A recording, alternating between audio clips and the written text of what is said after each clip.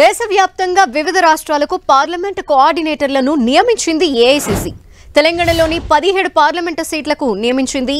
కోఆర్డినేటర్లుగా నియమితులైన వారిలో మంత్రులు, పార్టీ సీనియర్లు ఉన్నారు. చేవెళ్ల, మహబూబ్ నగర్ పార్లమెంటు కోఆర్డినేటర్గా సీఎం రేవంత్ రెడ్డికి ఏఐసీసీ బాధ్యతలు అప్పచెప్పింది.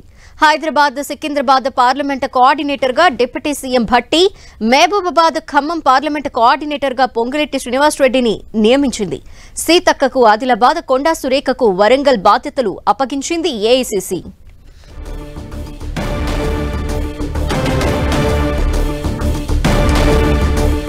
మరిన్ని డీటెయిల్స్ మా ప్రతినిధి ప్రతాప్ అందిస్తారు. ప్రతాప్,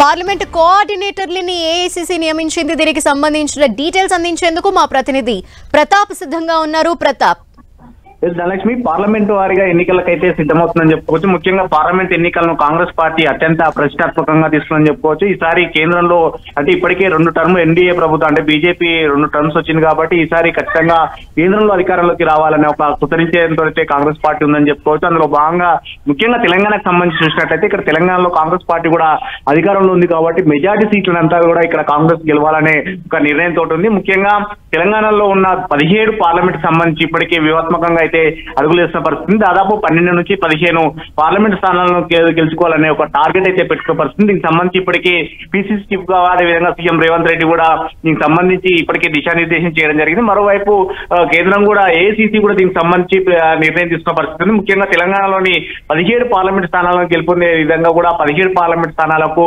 కోఆర్డినేటర్లను కూడా బాధ్యత అప్పగించిన పరిస్థితి. ముఖ్యంగా గతంలో ఎప్పుడైతే అంటే మంత్రులకు బాధ్యతలు ఇచ్చారో సేమ్ యాజ్ ఇట్ ఈస్ గా అదే విధంగా వారికే మళ్ళీ ఇప్పుడు కోఆర్డినేటర్ గా నియమిస్తూ ఏఐసీసీ ఆదేశాలు జారీ చేయడం జరిగింది. ఆదిలాబాద్ చూసినట్లయితే సీతక్కను ఇప్పుడు గతంలో ఏ విధంగా అయితే మంత్రులకు బాధ్యతలు ఇచ్చారో సేమ్ యాజ్ ఇట్ ఈస్ గా ఆదిలాబాద్ కోఆర్డినేటర్ గా సీతక్కను, పెద్దపల్లి కోఆర్డినేటర్ గా మంత్రి శ్రీధరబాబును, అదేవిధంగా కరీంనగర్ కోఆర్డినేటర్ గా పున్నం ప్రభాకర్ మంత్రులకందరికీ కూడా ఇట్లా ఇన్ఛార్జిగా ఇస్తూ అదేవిధంగా 2 పార్లమెంట్లకు మాత్రమే సీనియర్ నేతలకు బాధ్యతలు అప్పగించిన పరిస్థితి. ముఖ్యంగా నిజామాబాద్ సంబంధించి ఎమ్మెల్సీ జీవన్ రెడ్డికి, అదేవిధంగా జహీరాబాద్ సంబంధించి బోధన్ ఎమ్మెల్యేగా ఉన్న పి సుదర్శన్ రెడ్డికి, వీరిద్దరికి మంత్రులు కాకపోయినప్పటికీ వీరిద్దరికి కూడా బాధ్యతలు అప్పగించిన పరిస్థితి. ఆయా నియోజకవర్గాల్లో వాళ్ళు ప్రభావిత నేతలు కాబట్టి వారికి అక్కడ బాధ్యతలు అప్పగించిన పరిస్థితిని.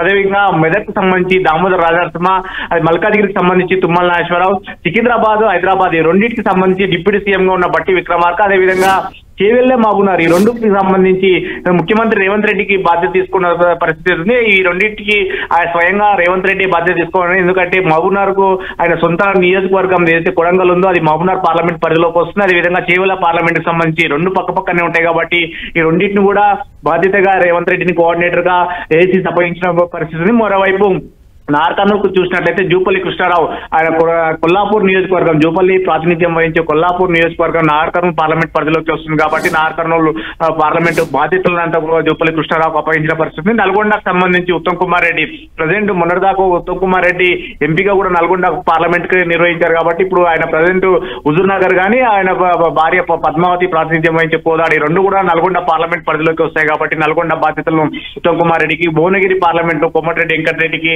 వరంగల్ బాధ్యతను కొండా సురేఖకు, మహబూబాబాద్ అదేవిధంగా ఖమ్మం ఈ 2 పార్లమెంట్లను కూడా పొంగులేటి శ్రీనివాసరెడ్డికి బాధ్యతలు అప్పగించిన పరిస్థితి. సో మొత్తం మీద 12 మంది మంత్రులకు అంటే క్యాబినెట్ లో ఉన్న 11 మంది మంత్రులు, ఒక సీఎం, మొత్తం 12 మందితో పాటు 2 ముఖ్యమైన సీనియర్ నేతలకు సుదర్శన్ రెడ్డి, జీవన్ రెడ్డి వీరందరికీ కూడా 14 మంది కూడా మొత్తం 17 నియోజకవర్గాలకు సంబంధించిన బాధ్యతలంతా కూడా అప్పగించిన పరిస్థితి. సో మొత్తం మీద ఈ నియోజకవర్గాల కోఆర్డినేటర్ బాధ్యతలను ఏసీసీ అప్పగించిన పరిస్థితి కాబట్టి ఖచ్చితంగా వచ్చి పార్లమెంట్ ఎన్నికలను చాలా ప్రతిష్టాత్మకంగా తీసుకొని వీటిని గెలుపు లక్ష్యంగా పనిచేసే విధంగా ఏసీసీ ఆదేశాలు ఇచ్చిందని చెప్పొచ్చు. Okay, thank you Pratap.